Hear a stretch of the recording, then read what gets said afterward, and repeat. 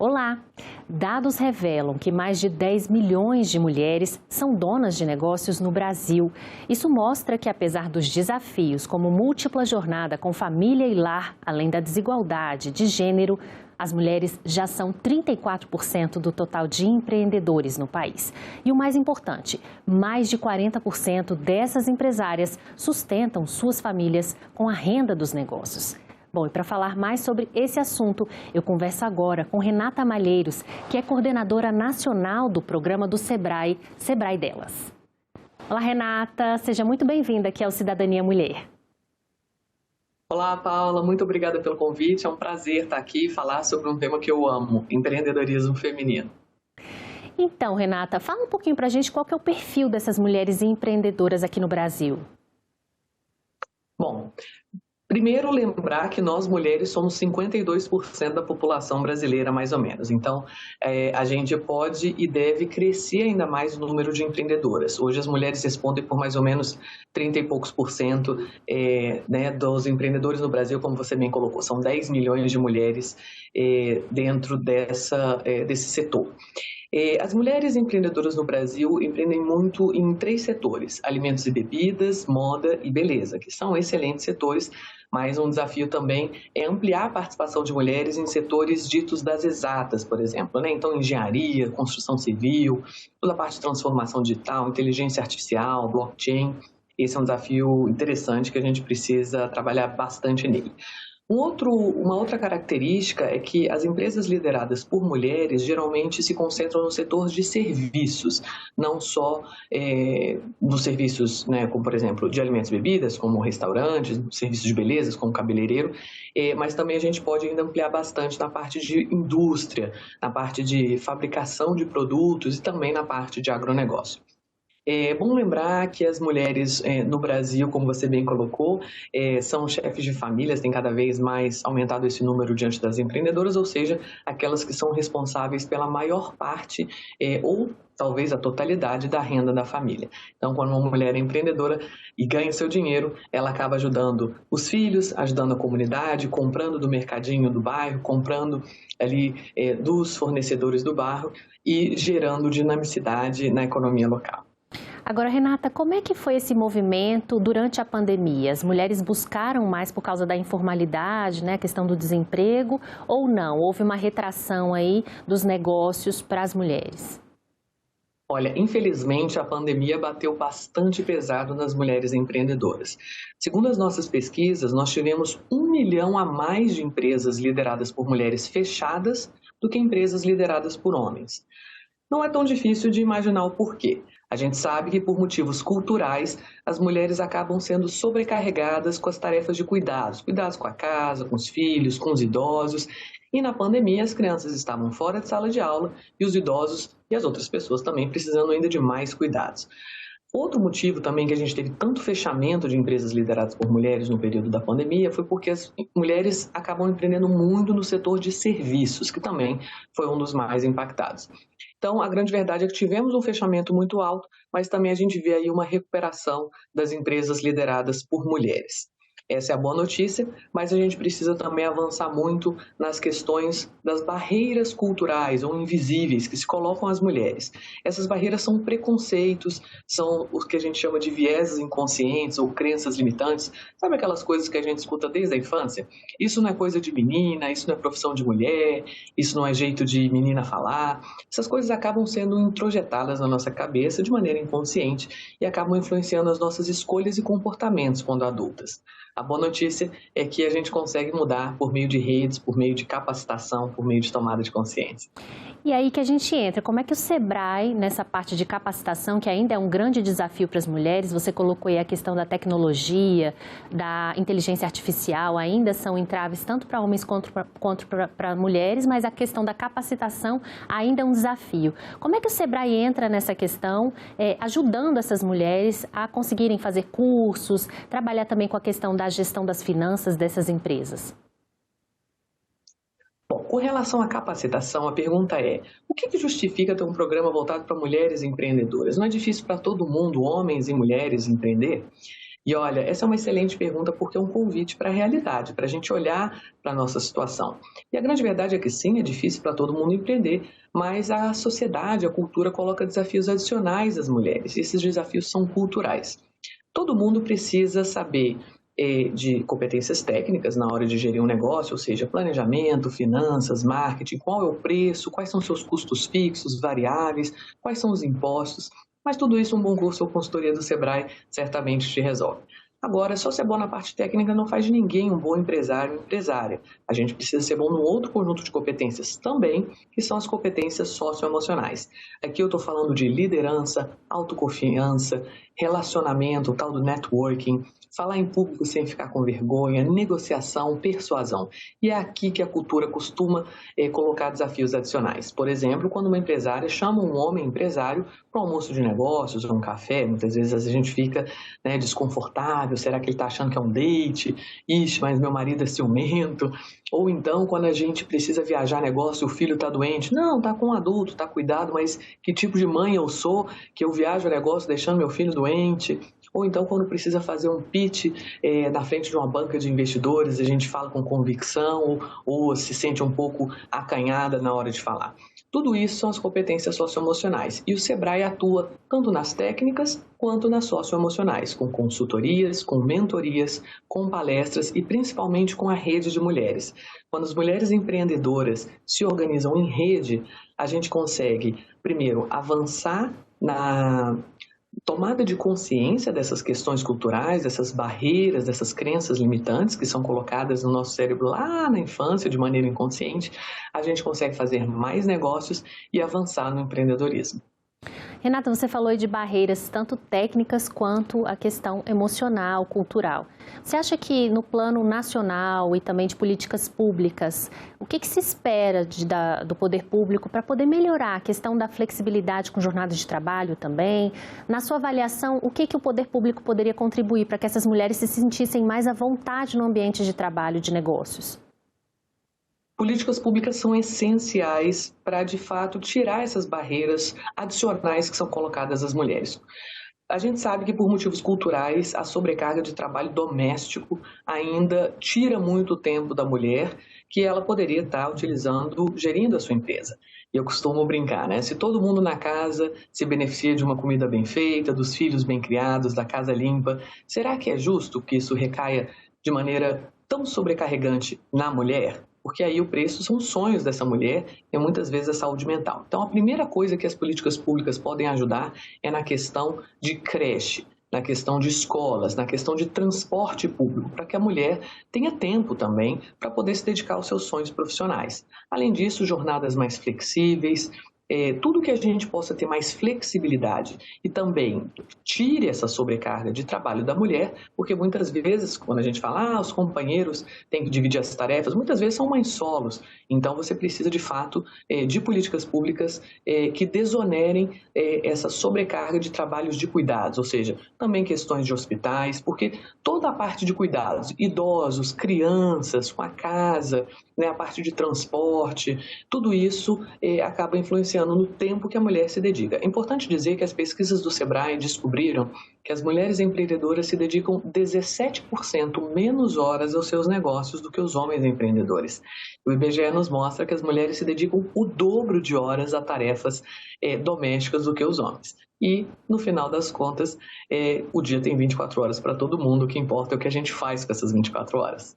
Ainda é um caminho longo a trilhar, né? Porque tem a questão da família, a questão da vaidade, de você se apresentar perante o público, que é diferente entre homem e mulher. Mulher tem muito mais questões para se preocupar com a beleza, com a imagem pessoal. E aí são questões que a gente ainda tem que trabalhar muito na nossa sociedade. Agora, você que observa muito a evolução de empresas de mulheres e homens pelo Sebrae, na sua avaliação, quais são os principais pilares que uma boa empresa tem que ter para poder trilhar esse caminho do sucesso nos negócios? Olha, Paula, o primeiro ponto é o planejamento. E muitas vezes na nossa cultura brasileira a gente acaba sendo muito fazedor, né? Já vai fazendo e na hora a gente vê. Então é super importante se planejar. Muitas vezes no Brasil a gente tem uma carga muito alta de empreendedorismo por necessidade, claro, pela situação do país. Ou seja, a pessoa não tem nenhuma outra forma de ganhar dinheiro a não ser empreendendo. O empreendedorismo por necessidade acaba sendo um empreendedorismo mais precário. A pessoa não se organiza, não planeja, não avalia ali o mercado, o setor.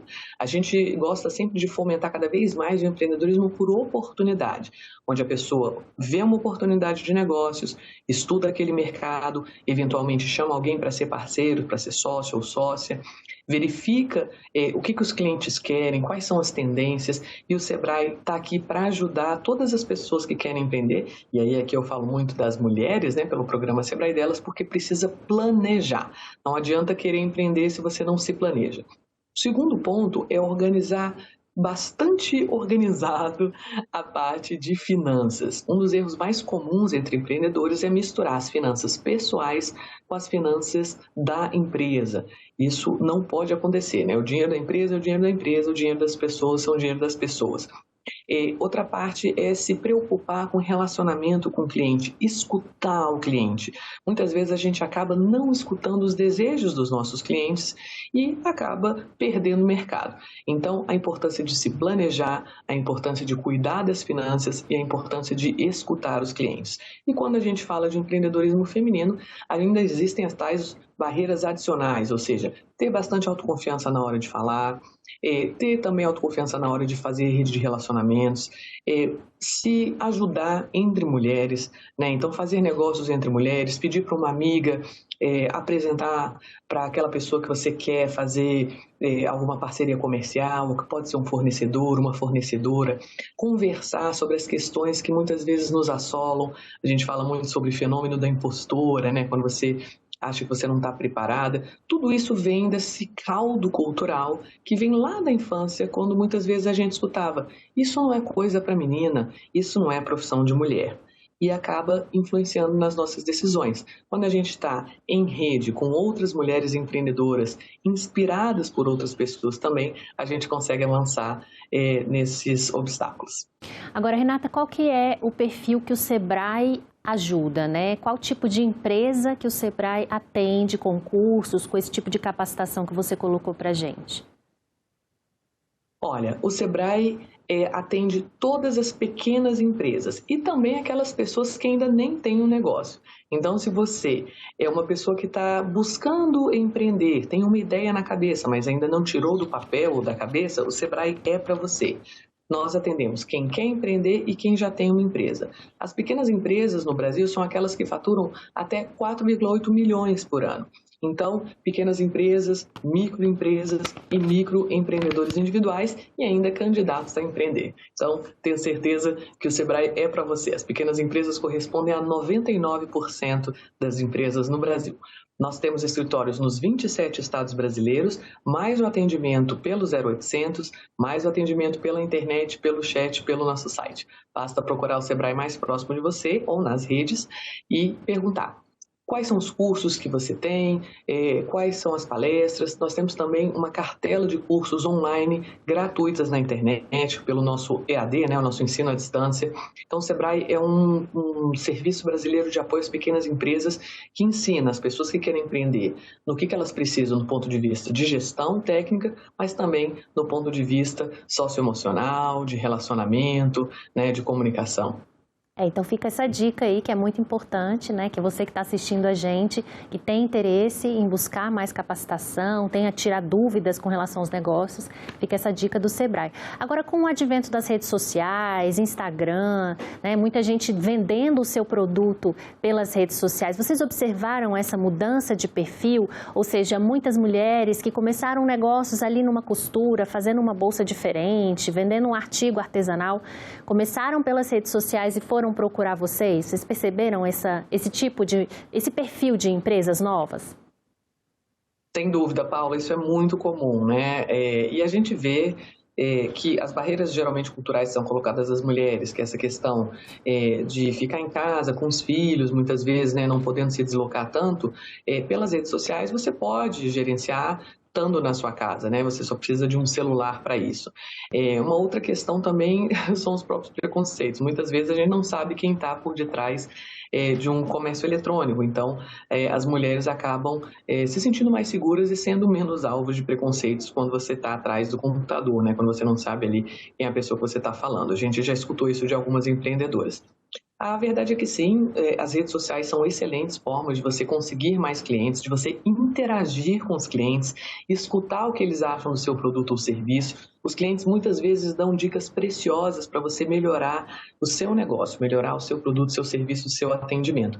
E a gente observa que as mulheres são bastante conectadas, são bastante comprometidas com o relacionamento com os clientes no mundo digital, sem sombra de dúvidas. Um dos grandes problemas que nós enfrentamos hoje na sociedade, principalmente com o público feminino, é a questão da violência doméstica, violência contra mulheres, né? O Sebrae trabalha essa questão, principalmente da questão da independência financeira, dessas mulheres quebrarem certas barreiras para poderem serem donas do seu próprio negócio e também das suas próprias finanças e poderem sair desse tipo de relacionamento abusivo. Isso também é tratado pelo Sebrae? De certa maneira, sim, Paula, porque a gente sabe que quando uma pessoa, uma mulher está num relacionamento abusivo, num relacionamento tóxico, é claro que são muitos elementos, né, a serem considerados, mas se uma mulher é dona do seu dinheiro, ela tem mais chances de sair daquele relacionamento. Mas quando você não é dona do seu dinheiro, você vai para onde? Né? Como é que você vai viver? É claro que só ser dona do seu dinheiro não é suficiente para você sair de relacionamentos tóxicos. Se fosse assim, mulheres ricas não estariam em relacionamentos tóxicos. Mas certamente é uma grande ajuda quando você tem liberdade financeira, quando você é dona do seu dinheiro. Então, o Sebrae, por meio do empreendedorismo, a gente ajuda essas mulheres a conseguirem sua independência financeira. O empreendedorismo é talvez a forma mais rápida e mais efetiva de conseguir seu dinheiro, porque você não precisa ali de vários anos de estudo, como, por exemplo, né, fazer uma faculdade, 5 anos, depois estágio, etc. No empreendedorismo, você consegue, de maneira mais rápida, entrar no mercado de trabalho, vender, fazer seu dinheiro, inovar. E aí, na parte de violência, também existe uma externalidade muito interessante. Quando você trabalha, quando você é empreendedora, você interage com outras pessoas, com clientes, com colegas de trabalho, com outras empreendedoras, você acaba abrindo o seu mundo. Quando você está num relacionamento violento, num relacionamento abusivo, num relacionamento tóxico, muitas vezes as mulheres acabam sendo fechadas naquele mundinho, né? Fechadas naquele ambiente. Quando você interage com outras pessoas, você tem até mais chance de muitas vezes conseguir identificar que você está num relacionamento abusivo. Então, existem muitos benefícios em ser mulher empreendedora também para se livrar desses relacionamentos. Agora, Renata, com relação aos estados, né? A gente percebe que em alguns estados há um desenvolvimento maior desse perfil de mulheres empreendedoras. Por exemplo, o Maranhão tem se destacado, é o 5º estado com mais mulheres empreendedoras. Fala pra gente um pouquinho sobre essa diferença entre os estados. Na sua avaliação, existem mais incentivos? As mulheres em certos estados têm mais liberdade? Estão mais à procura desse tipo de emprego? É muito interessante isso, né, Paula? A gente observa que no Nordeste, em geral, e também no Norte, existe uma grande quantidade de mulheres empreendedoras, né? Quando comparados com regiões como Sudeste, Sul, Centro-Oeste, né? Como você disse, o Maranhão é um estado com muitas mulheres empreendedoras. Bom, nós temos também estados do Norte. A grande verdade é que a gente precisa observar o histórico socioeconômico da região, né? Então, são estados, de uma maneira geral, que têm um empreendedorismo avançado. Muitos são por oportunidade, outros já são por necessidade, ou seja, a parte de empregos formais naqueles estados não é tão avançada assim, então acaba o empreendedorismo sendo uma via, né, ali meio que natural para a geração de emprego e renda.